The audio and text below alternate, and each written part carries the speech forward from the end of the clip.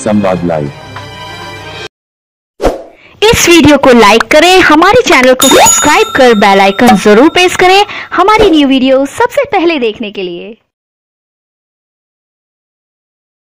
अच्छा सुनो, सब्सक्राइब करते वक्त ना घंटी बजा देना ताकि जब मैं ऑनलाइन आऊं तो तुम्हारे फोन की भी घंटी बजे।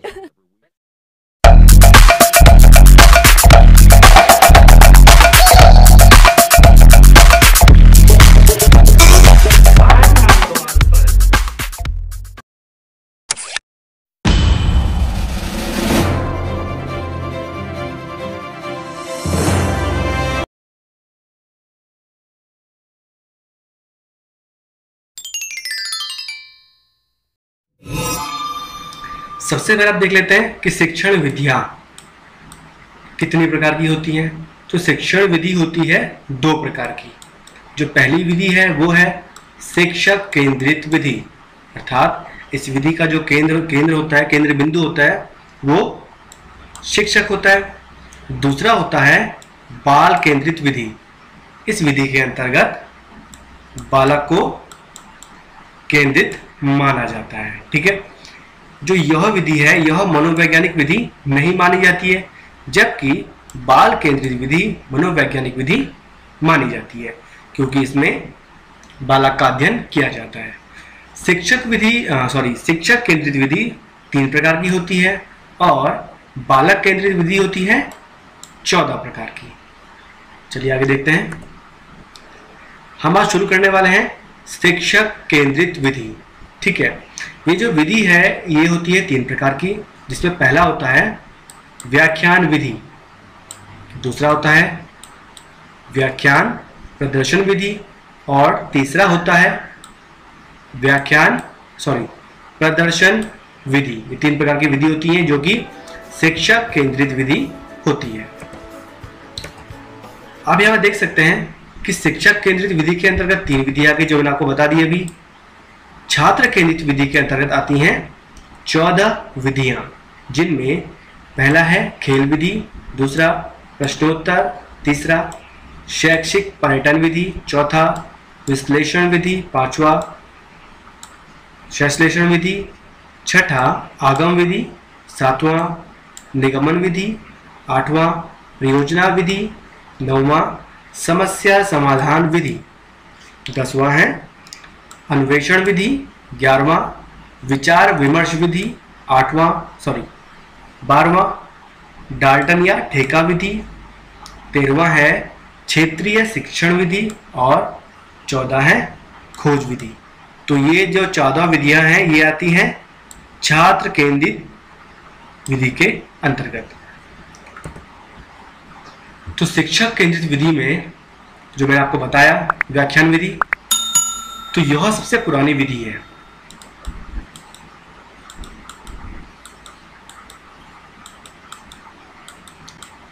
हम बात कर रहे हैं व्याख्यान विधि की। तो यह सबसे पुरानी विधि है, क्योंकि पहले जमाने में क्या होता था कि भाई कागज और पेन नहीं होता था, तो जो शिक्षक होते थे वो क्या करते थे, व्याख्यान देते थे और उनके सम्मुख जो बच्चे हैं वो बैठकर उन्हें सुनते थे। तो इसलिए यह सबसे पुरानी, क्वेश्चन में आ सकता है आपका कि सबसे पुरानी विधि कौन सी है, तो व्याख्यान विधि। यह प्रभुत्ववादी शिक्षण विधि है, क्योंकि यह शिक्षक केंद्रित विधि है। मैं आपको पहले बता चुका हूं कि जो व्याख्यान विधि है यह शिक्षक केंद्रित विधि होती है। इसके केंद्र में शिक्षक होता है, क्योंकि मेन शिक्षक को ही देखा जाता है। शिक्षक क्या बोलता है उसको बच्चे ग्रहण करते हैं। तो यह प्रभुत्ववादी, जो प्रभुत्व है वो केवल शिक्षक का चलता है। यह याद करने में योग्य विधि है, क्योंकि इसमें याद करने पर बल दिया जाता है। इसे मेमोरी लेवल विधि भी कहा जाता है। ठीक है, इसमें याद करने पर अधिक बल दिया जाता है ताकि शिक्षक एक बार व्याख्यान दे और बच्चे उसे एक ही बार में याद कर लें। तो इसलिए भी उपयोगी थी, क्योंकि जो बच्चों का ध्यान है वो केंद्रित था अपने शिक्षक की बात की ओर कि शिक्षक हमसे क्या कह रहा है, किस विषय में बात कर रहा है। यह विधि सामाजिक विषय जैसे विषय के लिए उपयोगी विधि है। क्योंकि ऐसा क्यों है? ऐसा इसलिए है क्योंकि सामाजिक विषय, सामाजिक विज्ञान हम कहें, जिसमें कि हमें केवल व्याख्यान देकर ही हम एक अच्छी सी स्टोरी बताएं कि भाई कैसे हुआ था, क्या हुआ था, कब हुआ था, व्याख्यान के द्वारा हम समझा सकते हैं। इस विधि में पाठ्य पुस्तक पर अधिक बल दिया जाता है, अर्थात कि जिस बारे में हम पढ़ा रहे हैं उस पर इसमें अधिक बल दिया जाएगा कि क्या चीज हमें पढ़ानी है। इस विधि में शिक्षक क्रियाशील तथा बालक श्रोता होता है। देखिए, इस विधि की एक खामी भी हम कहेंगे कि शिक्षक तो इसमें क्या रहेगा, क्रियाशील रहेगा, क्योंकि उसे बालकों को समझाना है, लेकिन जो बालक है वो श्रोता होता है, वो सिर्फ सुनता रहता है। तो इसलिए बालक इसमें ज्यादा अपनी रुचि नहीं दिखाता है, क्रियाशील नहीं रहता है। शिक्षक केंद्रित विधि की विशेषताएं देखें। व्याख्यान विधि की, यहां पर गलत लिखा हुआ है, ये व्याख्यान विधि होना चाहिए। यह विधि बालक के ध्यान को केंद्र करने के लिए उपयोगी विधि है, क्योंकि बालक जो शिक्षक पढ़ा रहा है उसी पर अपना ध्यान केंद्रित रखता है। इस विधि के द्वारा समय तथा संसाधनों की बचत होती है, क्योंकि भाई इसके लिए ना आपको कागज चाहिए, ना पेन चाहिए, ना कोई अन्य सामग्री की आवश्यकता है, बल्कि आपको केवल व्याख्यान देना है और बच्चों को सुनना है। इसीलिए इसमें समय और संसाधनों की बचत हो जाती है। पाठ्य वस्तु के प्रस्तुतिकरण पर अधिक बल दिया जाता है। किस प्रकार से जो शिक्षक को पढ़ाना है वो कितना प्रभावशाली हो, इसके लिए शिक्षक अनेक प्रकार से अपने व्याख्यान देता है। बालकों में मौलिक चिंतन का विकास होता है। देख लेते हैं व्याख्यान विधि की सीमाएं। कौन कौन सी सीमाएं इसकी? इस विधि में छात्र क्रियाशील नहीं होते। क्यों? क्योंकि छात्र केवल श्रोता होता है, इसलिए वह क्रियाशील नहीं होता है। इस विधि का प्रयोग उच्च कक्षाओं के लिए किया जा सकता है, क्योंकि छोटी कक्षाओं में इसका प्रयोग नहीं हो सकता है। बच्चे व्याख्यान नहीं सुनते, बल्कि बच्चों के लिए खेल विधि सबसे उपयुक्त होती है, जिस पर वह ध्यान देते हैं और अच्छे से सीख सकते हैं। तो जो व्याख्यान विधि है, इसका जो इस्तेमाल है ये ऊंचे स्तर पर किया जाना जरूरी है। यह एक इंद्रिय अनुदेशन पर आधारित है। अब देखिए, यहाँ पर एक शब्द आया है, एक इंद्रिय अनुदेशन। ठीक है, इसका मतलब यह है कि बालक एक इंद्रिय का प्रयोग करता है, जो है सुनना। बस वो क्या करता है, अपने शिक्षक की बातों को सुनता है और उसे याद करने की कोशिश करता है, और जो और इंद्रियां हैं वो काम में नहीं आती जल्दी से। इस विधि के अंतर्गत अध्यापक का एकाधिकार होता है कि वह बच्चों को किस तरह पढ़ाए और क्या पढ़ाए। बच्चों का इसमें कोई भी रोल ज्यादा नहीं होता है, उन्हें केवल सुनना ही होता है। यह मनोवैज्ञानिक विधि नहीं मानी गई है, क्योंकि मैंने आपको पहले ही बता दिया है। मनोवैज्ञानिक विधि क्या होती है? जिसका पाठ्यक्रम बाल केंद्रित होता है, वो ही मनोवैज्ञानिक विधि होती है। मनोवैज्ञानिक विधि वह विधि होती है जिसका पाठ्यक्रम बाल केंद्रित होता है। मैंने यहाँ पर लिख भी दिया है, आप देख सकते हैं। यह विधि शिक्षण के लिए उपयोगी हो सकती है, लेकिन अधिगम के लिए नहीं होती है। यानी पढ़ाने के लिए तो उपयुक्त है अधिगम, लेकिन बच्चों के सीखने के लिए इतना उपयोगी यह विधि नहीं होती है। इसमें शिक्षक के विषय से भटक जाने का भय होता है, अर्थात में शिक्षक क्या पढ़ा रहा है और पढ़ाते पढ़ाते वो कहाँ से कहाँ पहुंच जाता है, इस चीज का भय होता है। क्योंकि शिक्षक अपने मन में जो शिक्षक को याद है वो उससे ही ज्यादा से ज्यादा बच्चों को बताने का प्रयास करता है। तो शिक्षक के विषय से भटकने का भय इस विधि में होता है। कुशल अध्यापक के लिए यह विधि ठीक है। भाई अगर जो अध्यापक है वो कुशल है, ठीक है, यानी एक्सपीरियंस अध्यापक को बहुत ज्यादा है, उसके लिए यह विधि ठीक है। इस विधि में बच्चों से फीडबैक नहीं लिया जा सकता, अर्थात कि बच्चों से रिस्पॉन्स नहीं ले सकते कि उन्हें कितना आ रहा है, कितना समझ में नहीं आ रहा है। बच्चों केवल सुनना ही है और शिक्षक को केवल बोलना ही है। व्याख्यान विधि है तो सुझाव भी आप देख लीजिए। यहाँ पर योग्य शिक्षकों को ही व्याख्यान विधि का अनुसरण करना चाहिए। जो शिक्षक योग्य हैं उनको ही व्याख्यान विधि का प्रयोग करना चाहिए, अन्यथा नहीं। शिक्षकों को बालकों के मानसिक स्तर एवं रुचियों का ध्यान रखना चाहिए कि बच्चों का मानसिक स्तर क्या है और उनकी रुचियां क्या है।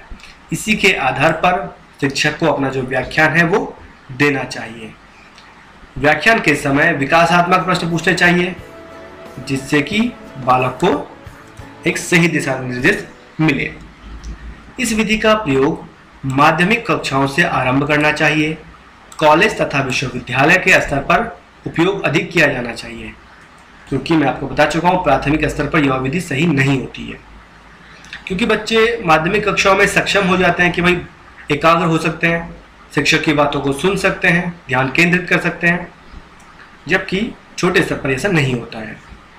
व्याख्यान से कक्षा का वातावरण नीरस तथा गंभीर हो जाता है, इसीलिए बीच बीच में हास्य विनोद का भी समावेश करना चाहिए। लेकिन ऐसा नहीं है कि भाई आप हास्य विनोद कर तो रहे हैं, लेकिन वो विषय से संबंधित ही होना जरूरी है। विषय से बाहर की बातें नहीं होनी चाहिए। अर्थात कि अगर हम मान लो कि हम पढ़ा रहे हैं आगरा के बारे में, आगरा के ताजमहल के बारे में, और अगर उसी बीच हम कुतुब मीनार की बात करने लगे तो बच्चों को ये लगेगा कि भाई इन दोनों में कोई रिलेशन है और वो उन्हें याद कर लेंगे। इसीलिए विषय से बाहर बात नहीं करनी चाहिए। जिस विषय को हम पढ़ा रहे हैं उसी पर ही बात करें तो ज़्यादा अच्छा होगा। व्याख्यान विधि के पश्चात छात्र पर व्यक्तिगत ध्यान देने हेतु ट्यूटोरियल कालांश लगाए जाने चाहिए। अर्थात कि व्याख्यान के बाद शिक्षक को बच्चों को एक एक करके बुलाना चाहिए और उनसे पूछना चाहिए कि जो उन्होंने पढ़ाया है उसमें से उन्हें क्या समझ में आया। उसकी जानकारी शिक्षक को लेना बहुत जरूरी है कि बच्चों को वो समझ में आया भी है या नहीं समझ में आया। प्रदर्शन विधि। प्रदर्शन विधि वह विधि है जिसमें शिक्षक प्रत्यक्ष रूप से वस्तु या उसका प्रतिरूप को दिखाकर शिक्षण कार्य करता है। अर्थात प्रदर्शन विधि में शिक्षक एक डेमो दिखाता है, जिस डेमो को बच्चे देखते हैं कि वे किस प्रकार से यह जो वस्तु है या ये जो चीज है यह काम करती है। प्रदर्शन का मतलब ही हो गया डेमोस्ट्रेशन, यानी कि दिखाना। ठीक है, इस विधि में देखो, सुनो और समझो के सिद्धांत पर बल दिया जाता है। ये क्वेश्चन एग्जाम में पूछा गया है कई बार कि देखो, सुनो और समझो सिद्धांत के अंतर्गत कौन सी विधि आती है, तो प्रदर्शन विधि इसके अंतर्गत आती है। इस विधि को बहुज्ञान केंद्रित विधि भी कहा जाता है। ऐसा क्यों है? क्योंकि इसमें एक से अधिक इंद्रियां बच्चों की काम करती है। जैसे कि भाई वो देखते हैं, चाहे तो छू भी सकते हैं उस वस्तु को जा करके, सुन सकते हैं, समझ सकते हैं, तो कई सारी जो इंद्रियां हैं वो एक समय पे काम करती है। इसलिए प्रदर्शन विधि को बहुज्ञान केंद्रित विधि भी कहा जाता है। इस विधि में शिक्षक कोई भी प्रयोग करता है वह बालक के सम्मुख होता है। अर्थात जो भी प्रयोग किया जाएगा वो बालक के सामने ही होगा। अर्थात बालक को इमेजिन करने की जरूरत नहीं है कि भाई ये चीज क्या होनी चाहिए और कैसी होनी चाहिए। ठीक है, जिससे बालक की रुचि बनी रहती है, क्योंकि बालक को वो चीज सामने दिखाई दे रही है। तो जिज्ञासा आप जानते हैं कि बच्चे में पहले से ही होती है, उसकी रुचि होती है, वो जानने की कोशिश करता है कि यह क्या है और कैसे काम कर रहा है। वह अधिक से अधिक जानने का प्रयास करता है कि यह क्या चीज है। इस विधि से जो ज्ञान बच्चों को प्राप्त होता है वह अस्थायी होता है। दोस्तों, जिस प्रकार से आप अगर कोई मूवी देखते हैं ना, तो मूवी आपको बहुत ही जल्दी याद हो जाएगी, लेकिन अगर आपने कुछ सुना होगा या आप कुछ पढ़ेंगे तो वो आपको बहुत देर से याद होगा और ज़्यादा समय तक नहीं रहता है। लेकिन कोई मूवी आपको बहुत लंबे समय तक याद होती है, ध्यान होती है। तो यही कारण है, अगर हम कोई चीज़ अपनी आंखों से देखें, सुने, समझें तो वो ज़्यादा स्थायी रहती है। यह विधि शिक्षक प्रशिक्षक संस्थान में अधिक उपयोग होती है। अर्थात जहाँ पर शिक्षकों को ट्रेनिंग दी जाती है किस प्रकार से आपको बच्चों को पढ़ाना है, वहाँ पर प्रदर्शन विधि का ही प्रयोग अधिक होता है। ठीक है, देख लेते हैं अच्छे प्रदर्शन विधि की विशेषताएं। अगर हमें अच्छा प्रदर्शन विधि का इस्तेमाल करना है तो उसकी क्या विशेषताएं होंगी। नंबर 1 देखें, प्रयोग पूर्व नियोजित होना चाहिए तथा प्रयोग को दिखाने से पहले उसका परीक्षण करना आवश्यक है। अर्थात डेमो का अभ्यास करना जरूरी है, जरूर कर लेना। अर्थात कहने का मतलब ये है कि पहली बात तो हम जो प्रयोग करने वाले हैं उसका पहले से नियोजन होना बहुत जरूरी, तैयारी पहले से होनी बहुत ही जरूरी है कि हम अगले दिन क्लास में ये जो डेमो है दिखाने वाले हैं, उसके लिए जो जो सामग्री चाहिए उसकी व्यवस्था पहले से हो जानी चाहिए। ठीक है, दूसरी बात भाई, अगर हमने भाई समझ लो सामग्री का पूरा कलेक्शन हमने कर लिया है, अब उसका परीक्षण भी करना बहुत जरूरी है। हमें एक बार चेक कर लेना है कि वो किस प्रकार से काम कर रहा है और सही काम कर भी रहा है कि नहीं। कहीं ऐसा ना हो कि बच्चों के सामने हम प्रयोग करने जाएं और वो सफल ना हो पाए। तो इसीलिए उसका पहले से परीक्षण करना बहुत जरूरी है। जिसका प्रदर्शन किया जा रहा है इसका उद्देश्य छापो कि हम ये चीज बता रहे हैं बच्चों को, इसका क्या उद्देश्य है। अगर परीक्षण जटिल है अर्थात कठिन है तो उसमें बच्चों को भी शामिल कर लेना चाहिए। इससे क्या होगा कि बच्चों को स्टेप बाय स्टेप वो चीज़ समझ में आने लग जाएगी। अगर बच्चों को शामिल नहीं करेंगे तो बच्चे बीच में भूल जाएंगे कि इससे पहले क्या हुआ था या क्या बताया था। परीक्षण की समय सामान्य अर्थात ना तो अधिक तीव्र और ना ही मंद होना चाहिए, अर्थात कि जो हम परीक्षण कर रहे हैं वो इतना धीरे भी ना बताया जाए कि समय ज़्यादा लगे और इतना तीव्र भी ना हो कि समझ में भी ना आए। इसलिए एक सामान्य समय होना बहुत ही ज़रूरी है, यानी कि आपको नॉर्मल स्पीड से बच्चे को वो चीज़ समझानी है, जल्दीबाजी नहीं करनी है। प्रदर्शन के साथ चार्ट तथा मॉडल का प्रयोग भी किया जाना चाहिए। सामग्री हमेशा अधिक ही रखें। इसका क्या मतलब हुआ भाई? देखिए, मान लो कि आप साइंस का कुछ बताने जा रहे हैं, ठीक है, इसमें आपका साइंस के जो अलग अलग सामान होते हैं उनमें से मान लो कोई सामान टूट जाता है, खो जाता है, गिर जाता है, तो आप ये प्रयोग नहीं कर पाएंगे। इसलिए एक एक्स्ट्रा अपने साथ ज़रूर रखें कि अगर एक किसी कारणवश खराब हो जाता है तो दूसरे का जो इस्तेमाल है वो किया जा सके। प्रदर्शन विधि के गुण देख लेते हैं। यह विधि अधिक महंगी नहीं होती। ऐसा क्यों है? क्योंकि हम केवल मॉडल का ही प्रयोग करते हैं। ऐसा नहीं है कि हमें कोई बड़ी वस्तु है उसको उठा के क्लास में ले आए, हम बल्कि उसका मॉडल लेके आते हैं और उससे बच्चों को समझाते हैं। प्रतिरूप का प्रयोग करके परीक्षण किया जाता है। प्रतिरूप यानी कि उसका छोटा रूप। अमूर्त कल्पना का सहारा नहीं लेना पड़ता, अर्थात बच्चों को इमेजिन नहीं करना होता कि यार जो हमारे सर बता रहे हैं वो क्या है और वो कैसा दिखता है या कैसा होता है, ठीक है। तो वो चीज़ आपके सामने है, आप देख के पहचान सकते हैं, बता सकते हैं। डेमो उन्हीं विषय का देना चाहिए जो बच्चों के लिए हानिकारक ना हो, अर्थात हम जो डेमो बच्चों को देने जा रहे हैं वो ऐसे विषय पर हो जैसे कि परमाणु का विषय आ जाता है, ठीक है, उसके बारे में हम प्रैक्टिकल नहीं कर सकते, ठीक है। तो उन्हीं विषय का देना ज़्यादा ज़रूरी है जो कि बच्चों के लिए हानिकारक ना हो। प्रदर्शन विधि के दोष भी देख लेते हैं। यह विधि अध्यापक, सबसे बड़ा दोष तो देखो बच्चों यही है कि यह जो विधि है यह अध्यापक केंद्रित है, क्योंकि सारा जो काम है वो अध्यापक को ही करना होता है, बच्चों को सिर्फ देखना समझना होता है, ठीक है। बच्चों को स्वयं करने के अवसर प्राप्त नहीं होते हैं। सभी टॉपिक को इस विधि से नहीं पढ़ाया जा सकता, यानी कुछ ही टॉपिक हम इससे कंप्लीट कर सकते हैं, सभी में डेमो नहीं दिखाया जा सकता है। कुछ ही शिक्षक इस विधि का प्रयोग कर सकते हैं, यानी कि जो कुशल शिक्षक हैं वो इस विधि का अच्छे से प्रयोग कर पाएंगे, अन्यथा नहीं।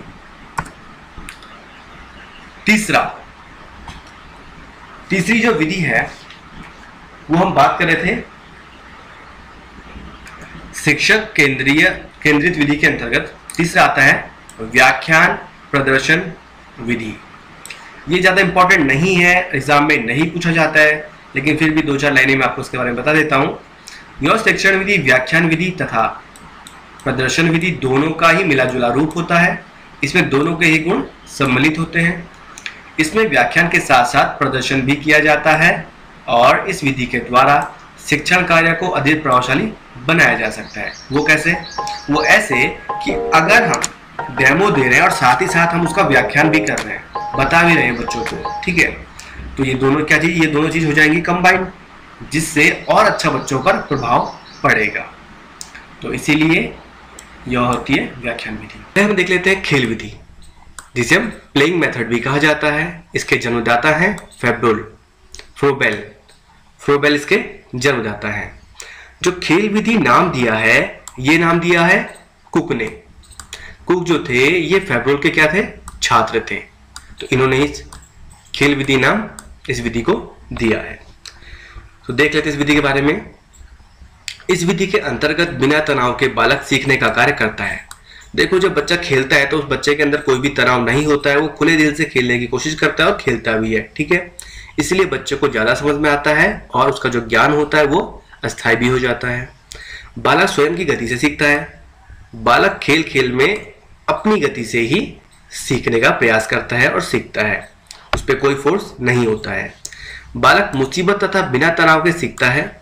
इस विधि के जो समर्थक हैं उनमें है मारिया, मॉन्टेसरी, पेस्टोलॉजी, कुक यहाँ पर आप देख लें, और फ्रोबेल जो कि ये है। तो ये इस विधि के समर्थक हैं कि भाई जो खेल विधि है ये ज्यादा सही विधि है या अच्छी विधि है। खेल विधि पर आधारित पाठ्यक्रम सहगामी क्रियाएं, आप देख सकते हैं स्व अनुशासन, जब बच्चे खेलते हैं तो अपने आप को अनुशासन में बनाए रखते हैं। विद्यालय उत्सव हो गया, एनसीसी हो गया, स्काउट हो गया, नाटक एवं सामूहिक गान हो गया, नमूने एकत्रित करना हो गया, पेंटिंग बनाना, कार्डबोर्ड गेम्स खेलना। तो इस तरह की जो सहगामी क्रियाएं हैं ये सभी बाल अधिगम को प्रेरित करती है, यानी कि बच्चे को सीखने में प्रेरित करती हैं। खेल विधि के सिद्धांत हम देखें तो शिक्षक और अभिभावक के मध्य सामंजस्य है वो स्थापित होता है। शिक्षक ऐसा वातावरण बनाता है जिससे बच्चों में विज्ञान और कला के प्रति जो रुचि है वो उत्पन्न होती है। शिक्षण विधि को लचीला जरूर बनाना चाहिए ताकि बच्चे को आसानी से समझ में आए और बच्चे की रुचि के अनुरूप। भाई देखो, बच्चे की रुचि के अनुसार अगर हम नहीं चलेंगे तो वो एक मनोवैज्ञानिक विधि नहीं कहलाएगी। जिस प्रकार से मैं आपको पहले बता चुका हूं कि जो शिक्षक केंद्रित विधियां होती हैं वो मनोवैज्ञानिक विधि नहीं मानी जाती है, जबकि जो बाल केंद्रित विधि होती है वो मनोवैज्ञानिक विधि मानी जाती है। तो बच्चे की रुचि का भी यहाँ पर ध्यान रखा जाना चाहिए। दूसरा हम देखते हैं प्रश्नोत्तर विधि, इसे तर्क विधि भी कहा जाता है और सुकराती विधि भी। ऐसा क्यों? क्योंकि इसके जो जनक हैं वो सुकरात ही है। सुकरात दार्शनिक थे। हम देखें जो प्रश्नोत्तर विधि है वो बाल केंद्रित विधि है। बालक सामने, शिक्षक पीछे होता है, अर्थात इस विधि में जितनी भी मनोवैज्ञानिक विधियां होंगी उसमें बालक ही सामने होगा, यानी बालक ही केंद्र में होगा और शिक्षक पीछे होगा, उसको बल देने का काम करता है। सुकरात का यह मानना था कि ज्ञान बच्चे में होता है, शिक्षक उसे बाहर निकालने का काम करता है। अब इस बात से आप क्या समझे? ज्ञान बच्चे में होता है अर्थात कि भाई बच्चे को कुछ ज्ञान तो पहले से पता होता है, ठीक है, बस शिक्षक को क्या करना है कि प्रश्नों को पूछते जाना है जिससे कि वो सही ज्ञान तक पहुंच जाए और वो जो बात है वो बच्चों से ही बुलवाई जा सके, ठीक है।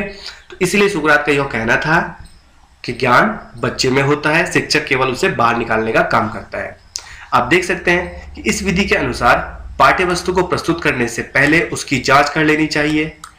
अब देखिए प्रश्नोत्तर विधि से क्या होता है। भाई हमको आज मान लो हम एक नया पाठ पढ़ाने वाले हैं तो उस लेसन से संबंधित बच्चों से प्रश्न जरूर करने चाहिए। उनके भाई हर कोई बच्चा अपना अलग अलग मत जो है वो देगा, जिससे आपको पता लग जाएगा कि बच्चे इस विषय में कितना जानते हैं।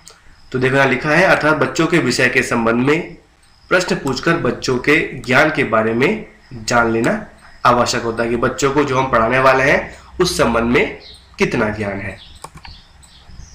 प्रश्नोत्तर विधि की विशेषताएं देख लें तो बालक के मानसिक स्तर तथा रुचि का पता लगाया जा सकता है इस विधि के द्वारा।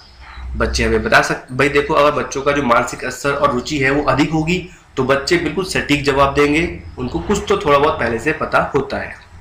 इस विधि में बालक अधिक क्रियाशील रहता है, क्यों? क्योंकि बच्चों को जवाब देना होता है। यह ज्ञान बालक के पूर्व ज्ञान पर आधारित होता है, यानी कि बच्चे को कुछ जो पहले से पता होता है वही वो बताता है, उसी के आधार पर यह विधि कार्य करती है। बालक को स्वयं सोचने के अवसर मिलते हैं, भाई वो खुद सोचेगा तभी तो जवाब देगा वो, तो इसलिए उसे बच्चे को सोचने का अवसर मिलता है ताकि वो प्रश्नों का उत्तर दे सके। माध्यमिक कक्षा के लिए उपयोगी है। यह विधि जो है वो माध्यमिक कक्षाओं के लिए उपयोगी है, लेकिन छोटी कक्षाओं के लिए यह उपयोगी बिल्कुल नहीं होती, क्योंकि बच्चों को अधिकतर बातें मालूम नहीं होती हैं। तो माध्यमिक कक्षा के लिए यह विधि बिल्कुल सही है, क्योंकि इस उम्र में जो बच्चा होता है वो काफी ज्ञान अपने अंदर समाहित कर लेता है। इस विधि में सभी छात्र क्रियाशील होते हैं। भाई सभी छात्र, क्योंकि सबसे क्वेश्चन पूछे जाएंगे तो सबको जवाब देना होगा, चाहे वो कुछ भी जवाब दें, सही दें गलत दें कैसा भी दें, तो सभी छात्र क्रियाशील होते हैं और जो कोई दूसरा छात्र जवाब देता है उसको सुनकर भी उनको कुछ समझ में आता है कि भाई ऐसा नहीं ऐसा ही होना चाहिए। प्रश्नोत्तर विधि की थोड़ा सीमाएं देख लेते हैं। यहाँ पर हम, यह एक यांत्रिक विधि है, इसलिए प्रश्नोत्तर में नीरसता आ जाती है, जिस कारण यह विषय थोड़ा बोरिंग बन जाता है। प्रश्न पूछते जाएंगे, बच्चों को समझ में नहीं आएगा तो जो विषय है वो बोरिंग ही हो जाएगा। बच्चों को पाठ्य वस्तु का ज्ञान नहीं हो पाता है, बच्चों को नहीं पता कि आज हम जो पढ़ने वाले हैं उससे संबंधित क्या प्रश्नोत्तर हमें करने हैं या हमें शिक्षक क्या हमसे पूछेंगे। ये इसकी सीमाएं हैं। सुझाव देख लें यहाँ पर। प्रश्नों को आसान से कठिन की ओर पूछना चाहिए। सबसे पहले शिक्षक को क्या करना चाहिए, जो बिल्कुल आसान प्रश्न है उनको पूछना चाहिए, ठीक है। धीरे धीरे कठिन की ओर बढ़ना चाहिए। प्रश्नों का स्पष्टीकरण करना चाहिए। अगर बच्चों को प्रश्न समझ में नहीं आया तो टीचर को दोबारा से प्रश्नों को बताना चाहिए। प्रश्नों का वितरण समान रूप से करना चाहिए। गलत उत्तर को समझाना चाहिए। भाई अगर बच्चों ने गलत उत्तर दे दिया है, कोई भी बच्चा उस प्रश्न का सही उत्तर नहीं दे पा रहा है, तो शिक्षक को उसका उत्तर देना बहुत ही जरूरी है। तीसरा हम देख लेते हैं शैक्षिक पर्यटन विधि, जिसे भ्रमण विधि भी कहा जाता है। इसके जनक है प्रोफेसर रैन। इस विधि में 3 प्रमुख गुण होते हैं। पहला होता है सहायक सामग्री, दूसरा होता है सहायक क्रिया और तीसरा होता है शिक्षण विधि। तो आप देखिए किस प्रकार से काम करता है। सबसे पहले जो सहायक सामग्री होती है, अब उसमें क्या काम होता है। हम बात कर रहे थे शैक्षिक पर्यटक विधि की। पर्यटन का मतलब क्या होता है कि बच्चों को भ्रमण के लिए बाहर ले जाना। इस विधि के अंतर्गत यही काम होता है। तो जब हम बच्चे को बाहर लेके जाएंगे तो सहायक सामग्री के रूप में जो चीज हम बच्चे को दिखाने वाले हैं, एग्जाम्पल के तौर पे हम बच्चे को लाल किला दिखाने वाले हैं, ठीक है। तो अगर बच्चे उस लाल किले को प्रत्यक्ष रूप से देखेंगे तो ये क्या हो जाएगा, एक सहायक सामग्री के रूप में कार्य करेगा, ठीक है। शिक्षण विधि कैसे, भाई देखिए हम बच्चे को पहले लाल किले के बारे में पढ़ाया जा चुका है। अब हमने बच्चे को पढ़ा तो दिया कि भाई लाल किला ये होता है या ऐसा दिखता है, ठीक है। लेकिन वो अभी आधा ज्ञान है बच्चे के लिए, अधूरा ज्ञान है। पूरा ज्ञान करने के लिए हमने बच्चे को क्या किया, प्रत्यक्ष रूप से भी दिखा दिया। तो देखो शिक्षण विधि से यानी कि पहले हमने बता दिया और बाद में बच्चे को वो चीज दिखा दिया। सहायक सहगामी क्रियाएं, भाई इसके साथ साथ जो करिकुलर जो एक्टिविटीज होती हैं वो भी पूरी हो जाती हैं। 1 से 5 तक कक्षा में इस विधि का मुख्य रोल होता है। प्रत्यक्ष रूप से वस्तुओं को दिखाया जाता है। बालक अपने ज्ञान को बाहरी वातावरण के साथ जोड़कर अपने ज्ञान को अस्थायी कर लेता है, क्योंकि कुछ तो हम बच्चे को पहले बता चुके हैं और कुछ वो खुद प्रत्यक्ष रूप से जब देखेगा तो वो ज्ञान उसके अंदर स्थायी हो जाता है। बालक को पर्यटन के बारे में कम से कम 20 से 25 दिन पहले बता देना चाहिए, ठीक है, जिससे वो उसके बारे में कुछ अध्ययन कर सके, जान सके, पेरेंट्स को बताया जा सके। जितने भी काम होते हैं ये सब कंप्लीट हो जाने चाहिए। शैक्षिक पर्यटक विधि की उपयोगिता देखें तो यह बाल केंद्रित शिक्षण विधि है, यह एक मनोवैज्ञानिक विधि है। भाई बच्चे जो चीज देखते हैं वो ज्ञान अस्थायी हो जाता है। सहयोग की भावना का विकास होता है। बालक में निरीक्षक, विश्लेषण, तर्क शक्ति, अनुसंधान का विकास होता है। देश की संस्कृति तथा ऐतिहासिकता से बच्चा अवगत होता है। आखिर में देख लेते हैं शैक्षिक पर्यटक विधि की सीमाएं। इस विधि में ज्यादा समय लगता है, धन भी ज्यादा लगेगा और शक्ति की आवश्यकता भी होती है, क्योंकि भाई कहीं बाहर जाना है तो समय तो उसमें लगता है। यह विधि का प्रयोग हम केवल अवकाश के समय ही कर सकते हैं, क्योंकि अगर भाई आपका स्कूल चल रहा है उस वक्त अगर हम बच्चे को पर्यटक पे ले जाएं तो उसका जो पढ़ाई है उसका लॉस हो जाएगा। गरीब छात्र इससे वंचित रह जाता है, क्योंकि भाई जाने के लिए हमें धन की आवश्यकता होती है और धन बच्चे नहीं जुटा पाते हैं, गरीब, वो इससे वंचित रह जाते हैं। ध्यान मनोरंजन की ओर आकर्षित हो जाता है, अर्थात बच्चे जब बाहर जाते हैं तो वो पढ़ाई से हट करके मनोरंजन के कामों में लग जाते हैं। मूल्यांकन करना आवश्यक है कि बालक को जिस उद्देश्य से बाहर ले जाया गया था उस उद्देश्य की पूर्ति हुई कि नहीं हुई।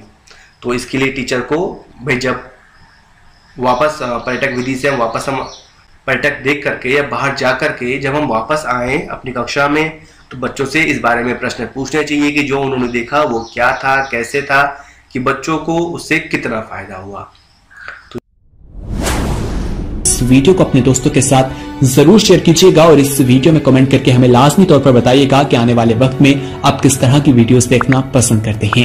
और अगर आपने अभी तक हमारा चैनल सब्सक्राइब नहीं किया तो फौरन सब्सक्राइब कीजिए, साथ ही बेल आइकॉन पर क्लिक करें ताकि मजीद आने वाली वीडियो जहां वक्तन फवक्तन आपके लिए इस चैनल पर अपलोड करते हैं वो आपको वक्त पर मिलती रहे और आप उनसे मुस्तफीद होते रहें। अगली वीडियो तक हमें दीजिए इजाजत, अपना ख्याल रखिएगा।